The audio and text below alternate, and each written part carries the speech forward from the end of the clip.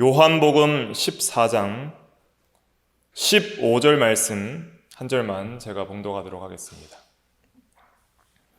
15절 너희가 나를 사랑하면 나의 계명을 지키리라. 아멘. 다 같이 한번 같이 읽어볼게요. 시작. 너희가 나를 사랑하면 나의 계명을 지키리라. 아멘. 짧은 요절이니까 다 외우고 또 묵상하시면서 한 주간을 살아가시면 좋겠습니다.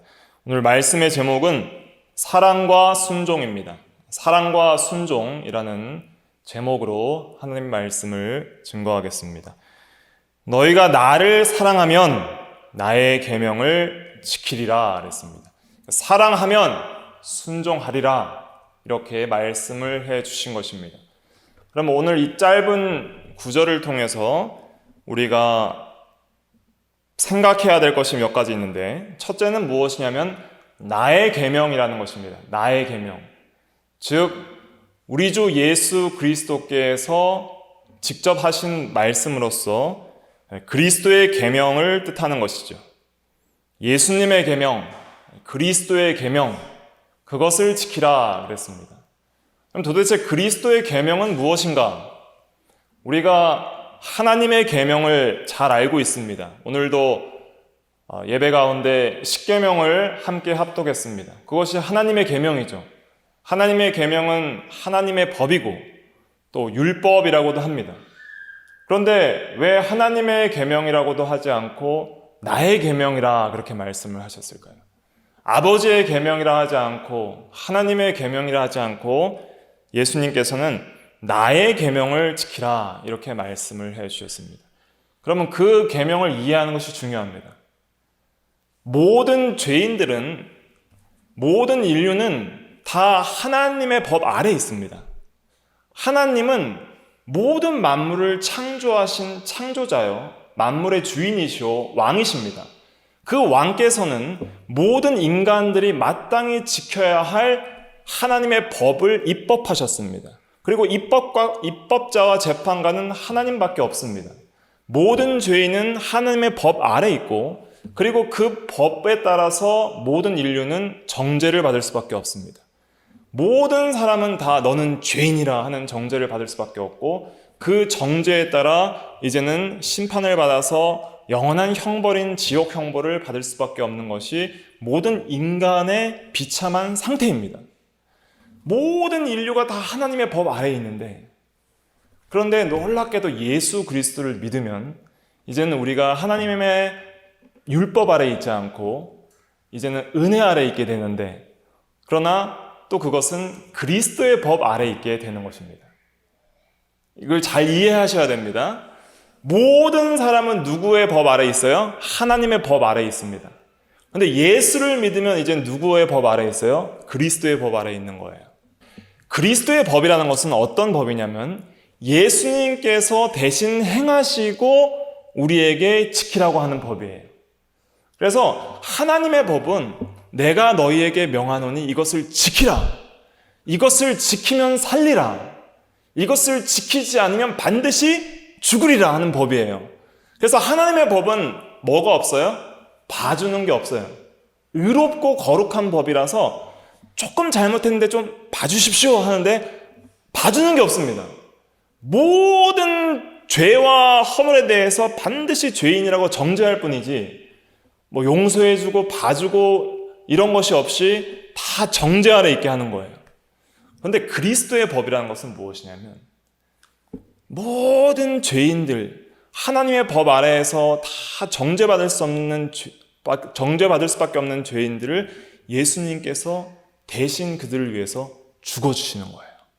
죽어주셔서 이제는 그 죄를 사해 주시는 거예요.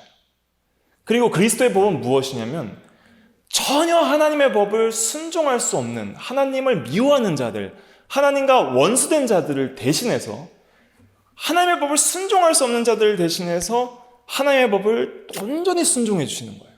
그러니까 예수 그리스도께서는 말로만 행하라, 말로만 나의 계명을 지키라 하시는 것이 아니라 먼저 뭘 하셨어요? 자기 자신이 사람이 되셔서 몸소 모든 계명을 대신 우리를 위하여 지켜주셨습니다. 그러니까 인류 역사상 오직 한 인간만이 하나님의 법을 온전히 지켰습니다. 그 인간이 누구예요? 예수님입니다.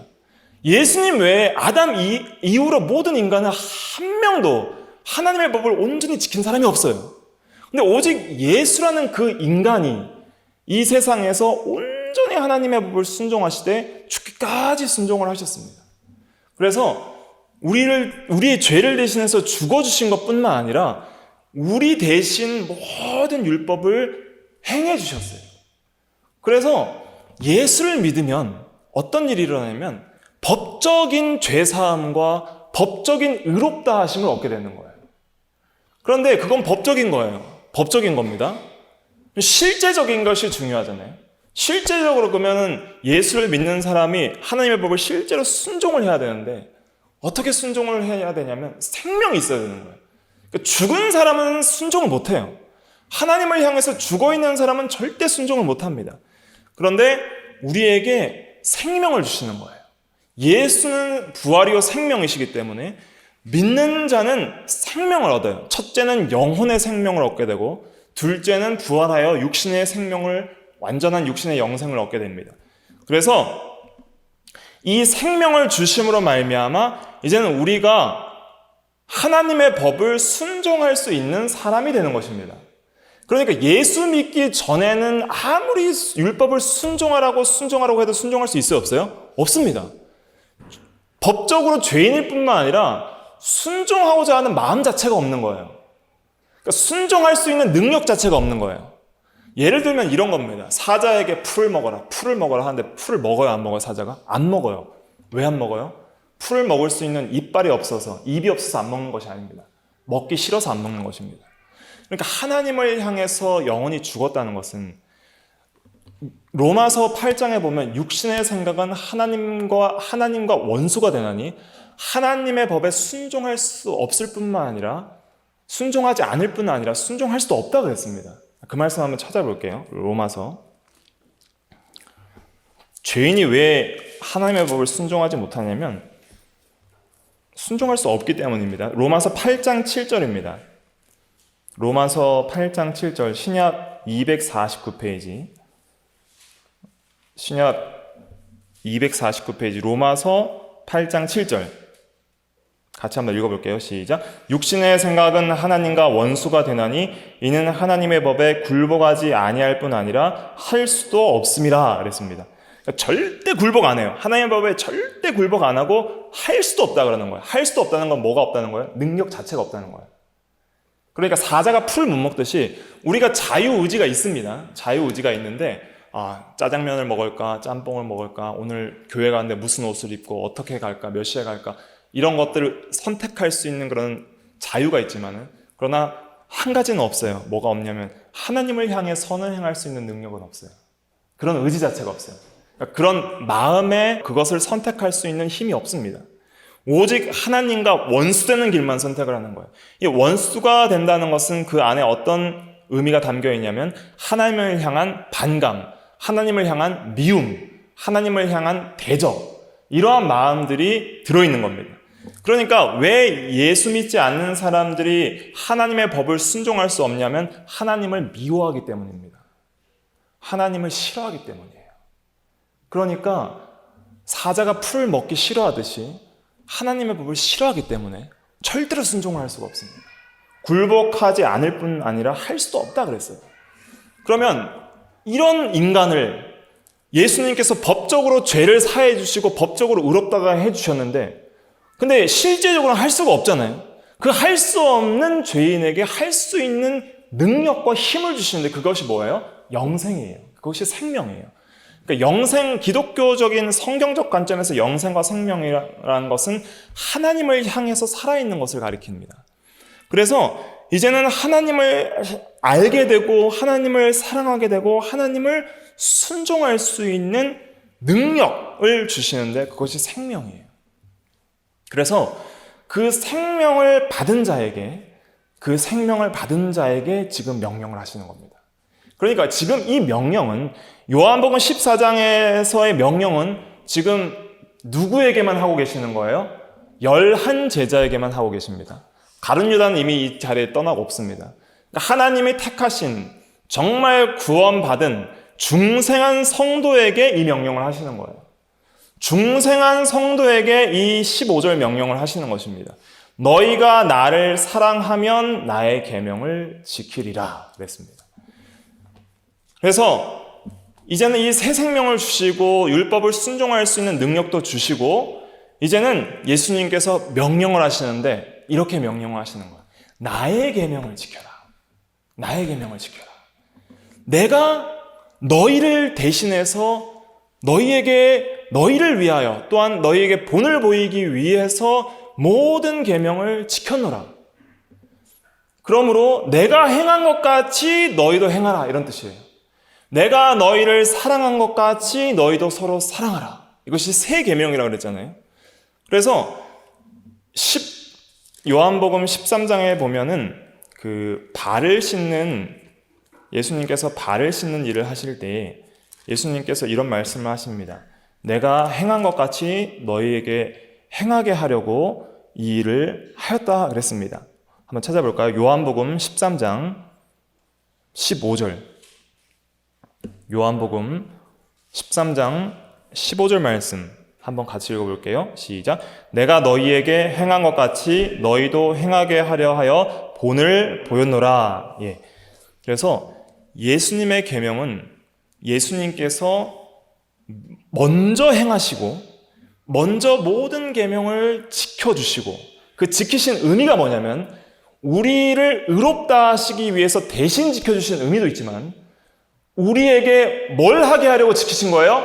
행하게 하려고 지키신 겁니다. 너희도 행하게 하려고 내가 뭘 보였어요? 본을 보였노라. 그러므로 그리스도의 계명은 좀 달라요. 하나님의 계명은 이것을 행하라. 그리하면 살리라 이거예요. 이것을 행하지 않으면 죽으리라 이거예요. 근데 그리스도의 계명은 뭐냐면 내가 행한 것 같이 너희도 행하라. 내가 너희를 위하여 너희에게 행하게 하려고 본을 보였으니 그러므로 내가 행한 것 같이 너희도 행하라. 그리스도의 계명은 먼저 행하시고 행하라는 명령이에요. 직접 우리와 같이 되셔서 사람으로서 대신 행해 주시고 또한 본을 보여주시고 우리에게 행하라고 해주신 그 명령이 바로 그리스도의 계명, 나의 계명입니다. 그러니까 이것이 얼마나 강력한 계명이에요. 그러니까 아무것도 본을 보이지 않고 행하라고 하는 선생은 힘이 있어요, 없어요? 없어요. 근데 진짜 능력 있는 선생과 주는 먼저 본을 보이고 앞장서는 사람입니다. 군대에서도 훌륭한 지휘관은 전진 앞으로 하면서 부하들을 사지로 모르면서 자기는 안전한 곳에 있는 그런 사람이 수장이 아니라 자기가 먼저 가장 앞서 총알을 피해 달려가면서 나를 따르라 하는 그런 사람이 정말 부하들이 존경하고 따를 만한 지휘관들이에요. 정말 2차 대전 때 그런 미국의 공수부대의 훌륭한 장교들의 이야기를 들어보면 군인들이 벌벌 떨고 많은 대적 앞에 먼저 진격을 해야 되는 그런 두려운 상황에서 장교가 먼저 앞장서서 진군할 때 부하들이 그 장교가 앞장서는 것을 보고 목숨을 다해서 뒤따르는 그런 실화들이 전해져 내려오는 것들이 있습니다. 실제로 인류 사회에서 믿음이 없는 사람들 중에서도 정말 앞장서서 따르는 그런 사장이나 군인이나 지도자나 선생을 존경하고 따르는데 우리 예수님은 그런 모든 사람들보다 더 위대하신 주와 선생이에요. 왜냐하면 그분은 하나님이신데 낮아지셔서 우리를 대신해서 우리를 사랑해서 우리를 위해서 목숨을 내어주시고 우리를 대신해서 낮아지셔서 율법을 순종하셨기 때문이에요. 이 진리를 이해하려면 하나님이 누구신지를 이해해야 됩니다. 하나님은 율법 아래 있을 수 있는 분이에요, 아니에요? 하나님은 절대 율법 아래 있을 수 있는 분이 아니에요. 하나님은 입법자입니다. 하나님은 왕이에요. 하나님은 율법의 의무를 순종할 의무가 있어요, 없어요? 없습니다. 하나님은 왕이시기 때문에 명령하시는 분이에요. 옛날 그 황제나 왕도 자기가 법에 구속받아야 안 받아요? 안 받습니다. 모든 황제들은 명령만 해요. 이거 해라 저거 해라. 말을 안 들으면 어떻게 해요? 죽여라 하는 거예요. 황제가 자기의 법 아래서 자기의 법에 구속받아서 스스로 죽임을 당하고 그런 일은 절대 군주시대 때는 없었어요. 공화정이 생기고 어떤 법치가 조금씩 확립될 때, 그때야 비로소 일어난 것이지, 황제가 절대 권력을 가질 때는 황제의 말이 곧 신의 말처럼 법이었어요. 그러니까 하나님이 입법자라는 것은 하나님이 그 법 아래에서 그 법을 순종할 의무가 없다는 거예요. 그런데 예수님은 하나님이신데도 불구하고 사람과 같이 되어서 율법 아래에 나셔서 율법을 우리를 대신해서 겸손하게 그것을 거부하지 아니하시고 겸손하게 다 지켜주셨어요. 누굴 위해서? 오직 우리를 위해서입니다. 오직 자기가 사랑하는 백성들을 위해서 지키신 것입니다.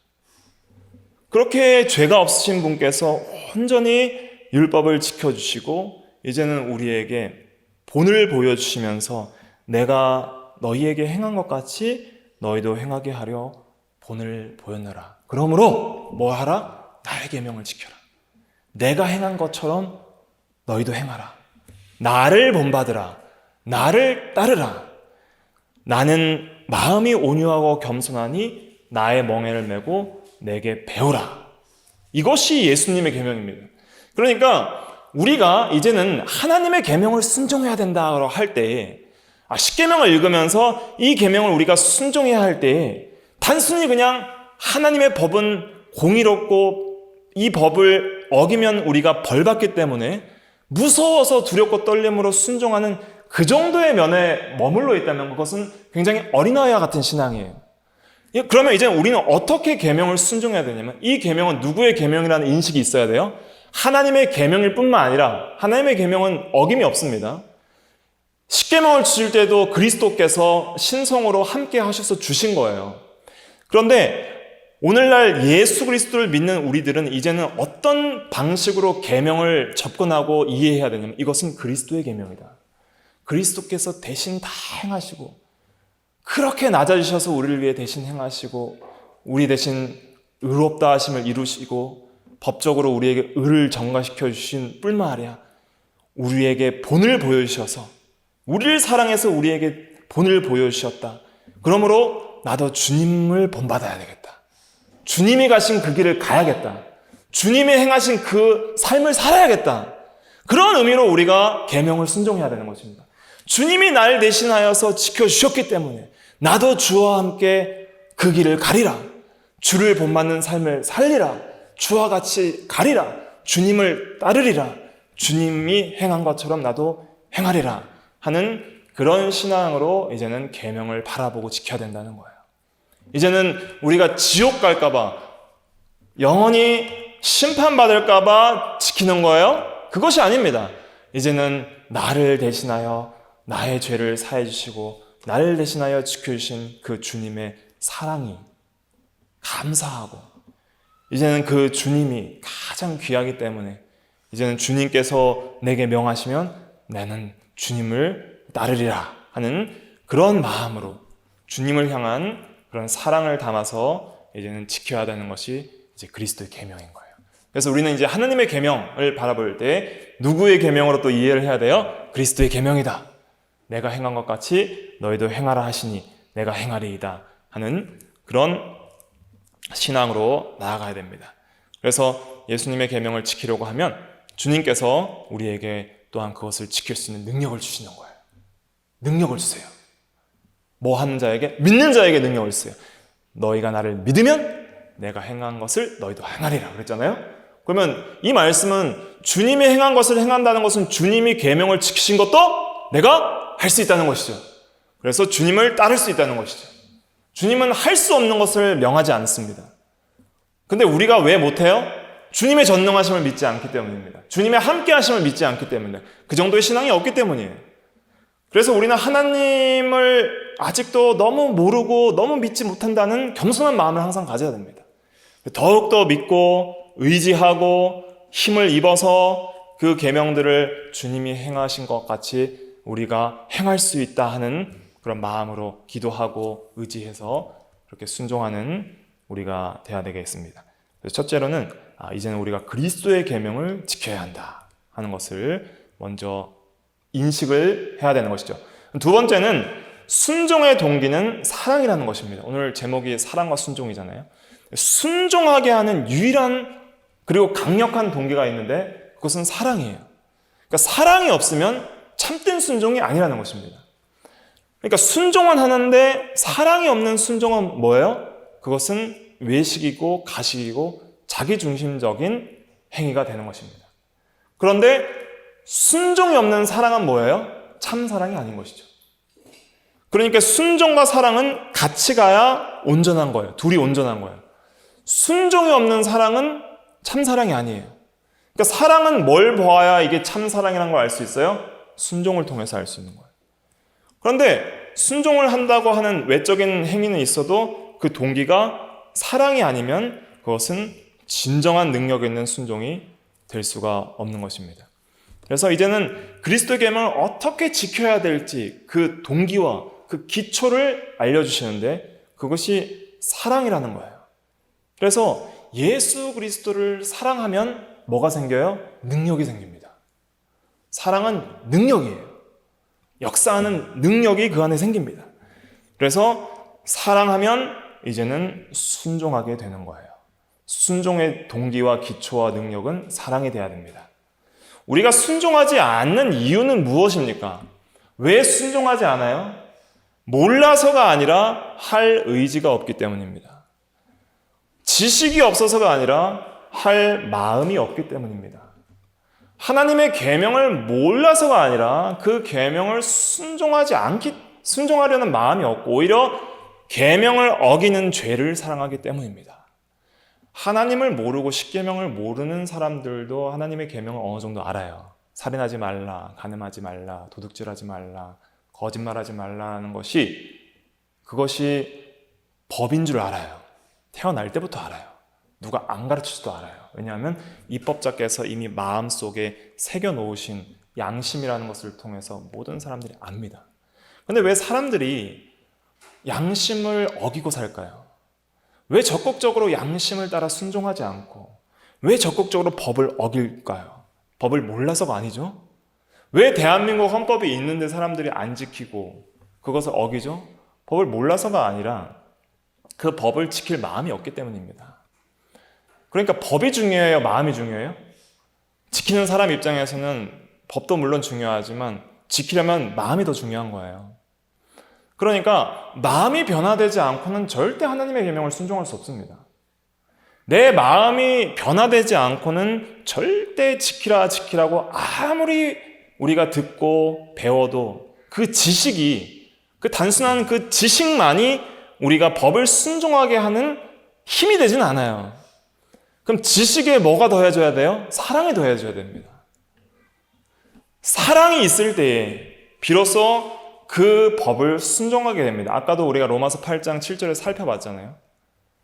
육신의 생각은 하나님과 뭐가 된다 그랬어요? 원수가 된다 그랬습니다. 그러니까 미움이 오히려 법을 굴복할 수 없게 했다면 반대인 사랑은 법을 자원하여 순종하게 만드는 능력이 되는 것입니다. 여기에 평탄한 길이 있습니다. 이 길을 걸어야 생명길입니다. 걸어가세요 하는데 다리가 마비가 된 중풍병자예요. 못 걷죠. 법을 알려줘도 이렇게 사는 것이 의로운 길입니다. 십계명을 알려줘도 왜 순종을 못해요? 그 길을 걸어갈 힘이 없기 때문입니다. 그런데 그 힘을 누가 주는 거예요? 그 힘을 복음이 주는 거예요. 그 힘을 예수 그리스도께서 주시는 거예요. 그러니까 그리스도만이, 복음만이 우리가 하나님의 법을 순종할 수 있게 하는 능력이 되는 것입니다. 그래서 복음은 모든 믿는 자들에게 구원을 주시는 하나님의 능력이라 그랬고 십자가의 도가 멸망하는 자들에게는 미련한 것이로되 구원을 얻는 우리에게는 하나님의 뭐가 된다 그랬어요? 능력이 된다 그랬습니다.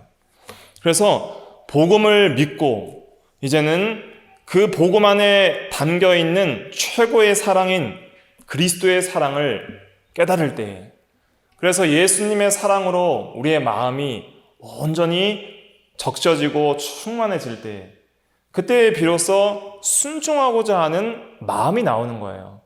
그러니까 그 마음이 나오지 않는 이상은 절대 우리가 억지로 순종할 수는 없는 것입니다. 왜냐하면 마음으로부터 순종하지 않는 것은 하나님이 받으시질 않아요. 그러니까 외부적으로는 우리가 순종의 모양은 있을 수 있지만 마음은 어떻게 할 수가 없는 거예요. 우리가 마음을 어떻게 다스릴 수가 있나요? 내 마음도 내가 스스로 어떻게 통제를 못해요. 그러니까 무릇 지킬 만한 것 중에 더욱 내 마음을 지키라 그랬잖아요. 근데 마음을 다스리고 지키기가 너무 어려운 거예요. 우리가 하고 싶은 그런 일들이 있지만은 내 마음을 다스리지 못해서 실패하는 경우들이 많이 있잖아요. 근데 실제로 하나님의 법을 순종하는 거룩하고 의롭고 경건한 삶도 내 마음을 다스리지 못하니까 그것이 안 되는 거예요. 그러면 그것을 충만하게 다스릴 수 있는 유일한 능력은 뭐냐? 어떤 열정도 아니고 지식도 아니고 다른 것이 아니라 오직 사랑만이 그 마음의 경향성을 변화시킬 수 있습니다. 우리 속에 왜 순종하지 못하는 마음들이 있냐면 이 죄악을 사랑하는 욕심이 가득 차 있기 때문이에요. 죄악을 사랑하는 마음들, 세상과 자기를 사랑하는 마음들, 하나님보다 더 사랑하는 그런 우상들이 내 마음속에 가득 있으니까 어떻게 하나님의 법을 순종하고 하나님의 계명을 따를 수 있겠어요? 그런데 우리는 생각합니다. 이 죄악을 회개하고 이 죄악을 밀어내기만 하면은 밀어내질 것 같지만은 안 밀어내져요. 죄를 밀어내기만 하려고 계속 하면 나중에는 힘이 빠지게 됩니다. 반드시 밀어내려면 뭘 해야 돼요? 채워넣는 게 있어야 돼요. 청소의 원리도 똑같아요. 어떤 낙엽이나 먼지를 확 쓸어버리려면 아무리 빗자루로 이렇게 잘 한다 해도 잘 안 돼요. 근데 송풍기를 확 밀어버리면 어떻게 돼요? 공기를 밀어 넣어버리면 그냥 싹 쓸려 나가는 거예요. 더러운 것들이 많이 있을 때 잘 안 벗겨지는데 고압 청소기로 확 물을 그냥 밀어 넣어버리면 더러운 게 싹 밀려 나가요. 그런 것처럼 우리가 아무리 죄를 벗겨내려고 해도 안 벗겨져요. 육신이 살아있는 한 죽을 때까지 이 죄는 안 벗겨집니다. 그러면 그 죄를 이기고 이제는 사랑으로 충만하려면 뭘 집어넣어야 돼요? 사랑을 충만하게 우리 마음속에 집어넣어야 돼요. 그리스도의 사랑으로 우리의 마음을 채워넣어야 돼요. 그렇게 채워넣을 때에 비로소 우리가 그리스도의 계명을 마음으로부터 자원하여서 순종할 수 있는 능력이 생기는 겁니다. 그렇기 때문에 사랑을 해야 바르게 순종을 할 수 있는 거예요. 모든 원리가 같습니다. 우리가 아내를 사랑하고 자녀를 사랑하고 이웃을 사랑하려고 해도 사랑하는 마음이 있어야지 사랑을 하지 억지로 사랑이 되는 것이 아니죠. 그래서 우리 마음속에 사랑으로 충만하게 채울 때에 비로소 이제는 그리스도의 계명을 순종할 수 있는 그런 마음이 되고 실제적인 그런 행함이 나올 수 있게 되는 것입니다. 그러면 우리는 여기서 이제 궁금한 게 있습니다. 도대체 어떻게 하면 우리가 우리 마음속에 사랑을 채울 수 있는가 하는 것이죠. 우리는 그리스도를 사랑하지 않을 때도 있고 또 온전히 최고로 사랑하지 못할 때도 있습니다. 어떻게 하면 그리스도를 우리가 사랑하고 우리의 마음속에 사랑을 충만하게 채울 수 있을까? 답은 성경에 나와 있어요. 성경에 믿으라 그랬습니다. 믿으면 사랑으로 우리 마음이 채워집니다. 특별히 뭘 믿어야 돼요? 예수님의 그 십자가의 사랑을 믿어야 됩니다. 예수님께서 나를 대신하여 자신을 내어주시기까지 사랑한 그 사랑을 믿고 깨달아야 돼요. 그래서 믿음을 통해서 사랑이 들어오게 됩니다. 믿음을 통해서 사랑이 역사하게 됩니다. 그러니까 믿는 자에게 사랑이 역사하게 돼요. 믿으면 사랑을 알게 되고 믿으면 또한 그 믿는 자 가운데에서 사랑이 더욱더 풍성하게 됩니다. 베드로전서 1장 8절부터 9절에 이런 말씀이 있습니다. 너희가 예수를 보지 못하지만 사랑한도다. 지금도 보지 못하지만 말할 수 없는 영광스러운 즐거움으로 즐거워하니 믿음의 결국 영혼의 구원을 받음이라 그랬어요. 그러니까 우리가 믿음, 사랑, 순종을 너무 피상적이고 단순하게 생각하면 안 됩니다. 믿음이라는 것은 실제적으로 그 진리의 지식들을 깨닫고 이해하는 방편이에요. 그러니까 믿음은 영혼의 눈과 같아요. 그러니까 믿게 되면 알게 되는 거예요. 알지도 못하는 분을 사랑할 수 있어요, 없어요? 없습니다. 알지도 못하는 사랑을 알지도 못하는 분을 사랑할 수는 없는 거예요. 그분의 사랑이 어떠한지를 모르면 그분을 사랑할 수가 없는 거예요. 그런데 믿을 때에 믿음이란 건 단순한 것이 아니라 반드시 우리에게 지식을 더하고 깨달음을 더합니다. 믿을 때에 깨달아지고 지식이 생기고 알게 되는 거예요. 그래서 우리가 더욱더 예수 그리스도의 그 사랑을 이해하고 그 사랑으로 충만하려면 더욱 믿음이 자라나야 됩니다. 더욱 그리스도를 믿는 그 의지 생활, 또 그리스도와 연합되는 생활을 해야 됩니다. 믿음을 통해서 우리가 그리스도의 모든 진리와 그리스도에 대한 모든 사랑들을 알게 되는 거예요. 특별히 예수 그리스도께서 우리를 위하여 어떠한 분이 되셨고 무엇을 해야 했는지를 깊이 있게 공부하고 깨닫고 믿어야 됩니다. 예수님에 대한 사랑이 커지려면 누구를 알아야 돼요? 예수님을 알아야 돼요. 모르는 사람을 사랑할 수 없다는 것을 항상 명심해야 됩니다. 내가 예수님을 지금 사랑하지 못한다. 내가 예수님을 지금 사랑하지 못하고 있다는 것은 뭐가 없는 거예요? 예수님을 믿는 믿음이 없는 것이고 예수님을 아직 잘 모르는 거예요. 그러니까 사랑이 더해지려면은 그 사랑의 대상을 많이 알아야 됩니다. 사랑의 대상을 많이 알수록 사랑이 커지는 거예요. 예를 들면 남녀가 소개팅을 했는데 아무런 걸 정보가 없어요. 그럼 사랑할 수 있나요? 없나요? 없는 거예요. 근데 그 사람의 어떤 사진을 받고 그 사람의 어떤 글을 읽고 그 사람과 통화하게 되고 실제로 이제는 만남을 가지고 이야기를 하고 인격적인 교제를 통해서 그 사람됨을 알아갈 때에 그 사람됨을 알아갈 때에 그 인격과 인격이 만나서 그 인격을 알아갈 때에 그 인격이 사랑스러우면 어떻게 되는 거예요? 사랑하게 되는 거죠. 그 인격이 아름다우면 어떻게 해요? 사랑이 끌리는 거죠. 그 인격이 매력적이면 어떻게 해야 돼요? 사모하게 되는 거죠. 그러니까 인격과 인격에 있어서 사랑은 그 상대방의 인격을 아는 데 있어서 자라나는데 알면 알수록 매력적일 때, 알면 알수록 사랑스러울 때 사랑이 나오는 거예요. 근데 알면 알수록 미워지고 알면 알수록 매력이 없고 알면 알수록 싫어지는 사람은 사랑할 수가 없는 것이죠. 그러니까 우리가 왜 하나님을 사랑하지 못하냐면 하나님이 어떠한 분이고 우리를 위해서 행하신 그 사랑이 얼마나 아름답고 얼마나 소중하고 얼마나 귀한 것인지를 우리가 너무 영적으로 철이 없어서 영적으로 자라나지 못해서 너무 어린아이 같아서 모르는 거예요, 사실은. 그러니까 내가 사랑하고 싶은데 안 되는 이유는 뭐가 없는 거예요? 아직 자라나는 그 신앙이 없는 거예요.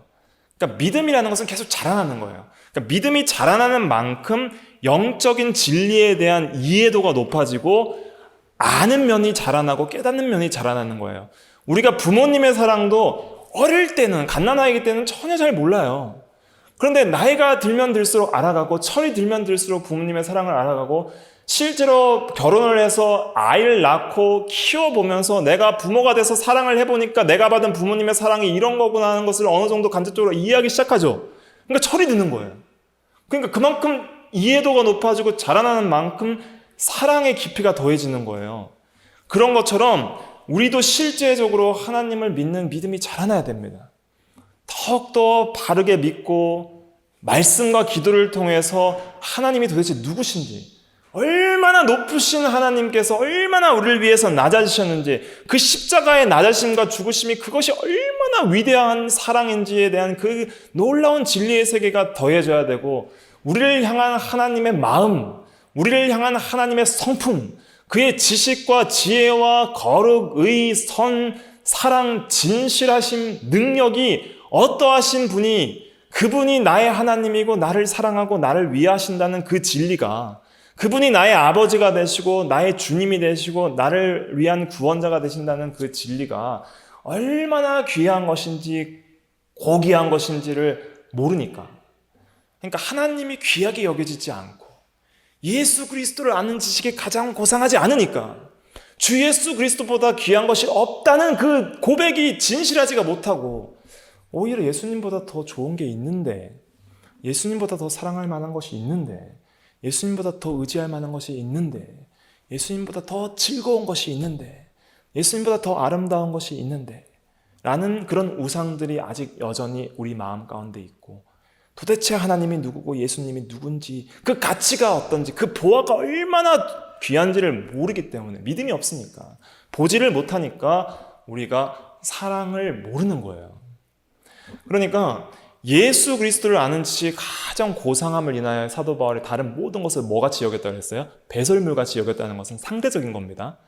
그러니까 세상에 물론 우리가 또 예수님 아래에서 좀 귀하게 여길 만한 것들이 있지만은, 그러나 예수님이 너무 귀하니까, 그것을 아는 지식이 너무 고상하니까 다른 것은 빛을 잃은 것처럼, 그냥 썩은 냄새가 나는 배설물처럼 밖에는 여겨지지 않을 정도로 그만큼 상대적으로 그 가치가 높다는 것을 깨달은 사람의 고백인 거예요. 그러니까 그 얼마나 그 범접할 수 없는 무한한 가치를 우리가 받았는데도 불구하고 그것이 얼마나 귀한지를 모르니까 사람들이 사랑하지 않는 것이죠. 나에게 가장 소중한 보물이 있어요. 우리 집에 보물이 있는데 한 몇 천억짜리 금 덩어리가 방에 있어요. 그러면 날마다 그걸 가장 귀하게 여기는 사람은 날마다 그걸 어떻게 해요? 매일매일 잘 있나 열어보고, 먼지 안 떴나 닦아보고, 귀하게 여기고 사랑할 거 아니에요? 매일 삶 가운데서 그걸 사랑하는 마음으로, 소망하는 마음으로 그렇게 금덩어리를 사랑하면서 산 사람도 있을 거 아니에요? 굉장히 유치한 비유이지만, 만약에 우리가 예수님을 사랑한다면 모든 삶 가운데서 항상 그 예수님을 향한 마음이 떠나지 아니할 것이고, 예수님을 중심으로 생각할 것이고, 예수님을 항상 내 마음에 잊어버리지 않도록 힘을 쓸 것이고, 아가서의 술람미 여인이 예수님을 잃어버렸을 때 슬퍼한 것처럼 예수님을 잃어버렸을 때 주의 성신을 내게서 떠나게 하지 마옵소서 하는 다윗의 고백처럼 예수님을 찾기까지 멈추지 않을 것이고, 그러한 마음들이 우리에게 있으려면, 정말 그런 사랑을 하는 마음이 있으려면 가치를 알아야 되는 거예요. 그러니까 금덩어리를 좋아하는 사람은 그 가치를 아는 거죠. 그런데 우리 어린아이들에게 5만 원짜리를 줘도 가치를 모르니까 사탕보다 귀하게 여기지 않는 거예요. 자기에겐 5만 원짜리보다 뭐가 더 중요해요? 사탕이 더 중요하니까. 그러니까 가치와 그 귀한 것을 모르면 사랑이 안 나오는 거예요. 그러니까 우리가 계속 겸손하게 인정을 해야 됩니다. 내가 왜 하나님을 사랑하지 않는가? 하나님을 모르기 때문이에요. 모르는 사람을 사랑할 수는 없습니다. 내가 왜 하나님을 사랑하지 않는가? 그 하나님이 얼마나 귀하신 분인지를 모르는 거예요. 내가 왜 하나님을 사랑하지 않는가? 하나님께서 우리에게 베풀어 주신 그 사랑의 가치가 얼마나 큰 건지를 모르는 거예요. 그 사랑이 우리의 죄를 사한 그 사랑의 가치가 얼마나 높은 건지를 모르는 거예요. 믿지를 않기 때문에, 지식이 없기 때문에. 그래서 우리는 그것을 믿고 그 가치를 알기 위해서 힘써야 됩니다. 그래서 날마다 말씀과 기도에 힘을 써야 됩니다. 말씀을 읽고 계속 믿어야 돼요. 진리를 믿는 것이 믿음이 자라나는 거예요. 그래서 계속 예수님에 대한 생애, 예수님에 대한 말씀, 모든 하나님의 말씀들 속에서 그리스도를 읽고 그리스도를 발견하고, 모든 신구약 성경이 그리스도를 말하고 있다고 그랬잖아요. 요한복음 5장 39절에. 그러니까 예수님이 누군지 알 때 하나님이 누군지를 안다 그랬잖아요. 그러니까 모르기 때문에 우리가 사랑하지 못한다는 것을 항상 이해하고 더 예수 아는 지식에 자라나기를 원합니다. 지식에까지 자라나기를 원합니다. 예수 그리스도를 아는 지식에 자라나기를 힘쓰는 그런 우리의 신앙이 돼야 됩니다. 그렇게 될 때에 자연스럽게 사랑이 나오는 거예요. 자연스럽게 세상의 가치는 정말 허망한 것이구나. 정말 예수 그리스도가 가장 귀한 것이구나. 예수만이 나의 모든 사랑을 드릴 만한 가장 귀한 분이시구나. 주님이 나를 위하여 행한 것 같이 나도 행하리라. 주님을 사랑하기 때문에 나도 주님이 가신 그 길을 가리라. 주님이 나를 사랑했기 때문에 내가 주의 영광을 위하여 살리라. 베드로가 주님을 부인했습니다. 3번 부인했어요. 왜 부인했죠? 자기 목숨보다는 주님을 더 귀하게 여기지 않았기 때문입니다. 예수님이 귀한가 내 목숨이 귀한가를 따져봤을 때 내 목숨이 더 귀하다 하는 것을 생각했기 때문에, 아직 주님의 그 사랑과 그 주님의 능력과 가치를 모르기 때문에 배반했던 것이죠. 그때 예수님께서 말씀하셨죠. 다시 찾아오신 예수님께서 네가 나를 사랑하느냐? 3번 물으시고 이제는 베드로에게 너는 나를 따르라 그랬잖아요. 따르라. 그래서 우리가 진짜 사랑할 때 따를 수 있는 거예요. 진짜 사랑할 때 주님을 따를 수 있는 것입니다. 주님을 아는 지식에서 우리가 자라날 때, 지식이 자라나고 믿음이 자라날 때에 순종할 수 있고, 사랑할 수 있고, 사랑할 때에 순종할 수 있는 것입니다. 그래서 이 구조를 잘 알고 이것을 이제 실제적으로 우리에게 적용을 해야 됩니다.